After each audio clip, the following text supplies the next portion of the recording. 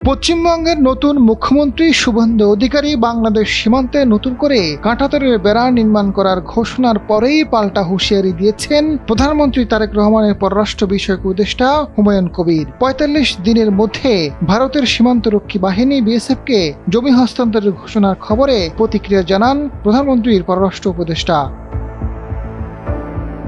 পররাষ্ট্র বিষয়ক উপদেষ্টা হুমায়ুন কবির পাল্টা প্রতিক্রিয়া জানান, কাঁটাতার দিয়ে বাংলাদেশের মতো দেশকে এখন আর ভয় দেখানোর মতো জায়গা নেই। বাংলাদেশের মানুষ কাঁটাতার ভয় পায় না। যেখানে কথা বলা দরকার সেখানে কথা বলা হবে।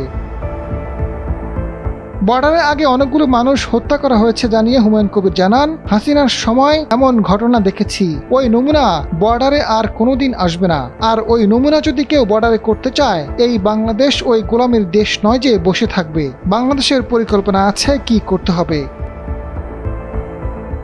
প্রতিবেশী দেশগুলো আঞ্চলিক স্থিতিশীলতা বজায় রাখবে আশা প্রকাশ করে হুমায়ুন কবির জানান, প্রতিবেশীর সঙ্গে ডায়ালগ চায় বাংলাদেশ। চ্যালেঞ্জ থাকবে, হাসিনা পালিয়ে গেছে, যতক্ষণ পর্যন্ত আলোচনার দুয়ার খোলা আছে সমস্যা সমাধানের সুযোগ আছে। কিছু ইস্যুতে দ্রুত সমাধান সম্ভব হবে, আর কিছু ইস্যুতে সমাধানে সময় লাগবে।